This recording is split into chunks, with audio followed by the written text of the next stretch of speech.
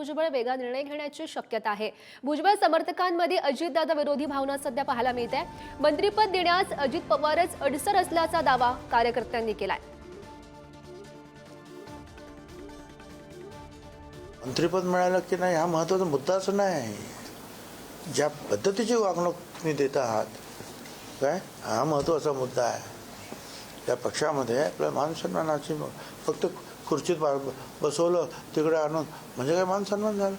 निर्णय प्रक्रिया ज्याला आपण म्हणतो, डिसिजन मेकिंग बॉडी ज्याला म्हणतो, ती ह्या तिघांचीच चालते।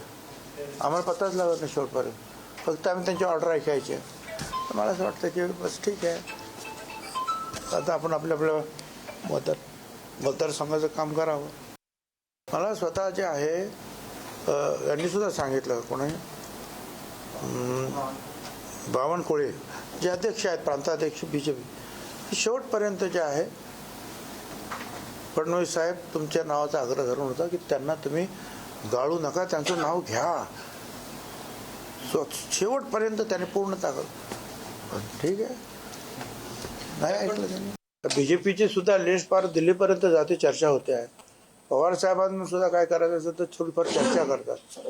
इथे फक्त काय कोणाला काय माहितीच नाही, शेवटच्या खेळापर्यंत फक्त अजित पवार, प्रफुल्ल पटेल आणि तटकरे हे तिघेच। म्हणजे चर्चेमध्ये किंवा ज्याला डिसिजन मेकिंग म्हणतो त्याच्यामध्ये आमचा सहभाग शून्य। कुणाला तिकीट द्यायचं आमदाराचं आम्हाला माहीत नाही, खासदार तिकीट कोणाला द्यायची चर्चा नाही, मंत्री कोणाला करायचं आम्हाला माहीत नाही, खाती आम्हाला काही माहिती नाही, आम्हाला फक्त तिघांना सगळं माहिती आहे। तर फडणवीसांनी अजितदादांना सांगितलं तरीही त्यांनी ऐकलं नाही। मंत्रिपद न मिळाल्यानं भुजबळ यांनी अजित पवार यांच्यावर हा निशाणा साधल्याचं पाहायला मिळालं। कसला वादा आणि कसला दादा, समर्थकांसोबतच्या बैठकीमध्ये भुजबळ यांनी अजितदादांना फटकारल्याचं पाहायला मिळालं। तर आपण अजितदादांना फटकारल्याचं पाहतोय। छगन भुजबळ यांनी अजितदादांना फटकारलेलं आहे। कसला वादा आणि कसला दादा असं म्हणत त्यांनी अजितदादांना फटकारलं। छगन भुजबळ यांची कार्यकर्त्यांसोबत ही बैठक पार पडलेली होती, त्यामध्ये त्यांनी वक्तव्य केलंय। फडणवीसांनी अजितदादांना सांगितलं तरीही त्यांनी ऐकलं नाही असं छगन भुजबळ म्हणतात। भुजबळ नेमकं काय म्हणालेत पाहूयात ग्राफिक्सच्या माध्यमातून। अजितदादांच्या घरी प्रॉब्लेम झालाय, त्यामुळे वहिनीला राज्यसभेवर पाठवलं। सातारची जागा आम्ही भाजपाला सोडली, त्याबद्दल पियुष गोयल यांची जागा आम्हाला मिळणार होती। छगन भुजबळ काय लल्लू पाटील आहे का?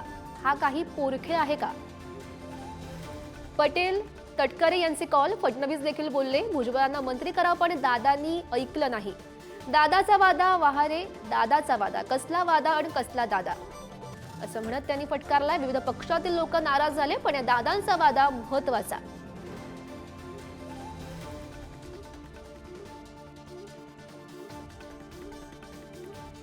तर बैठकीमध्ये नेमकं काय झालेलं होतं ते आपण पाहिलेलं आहे।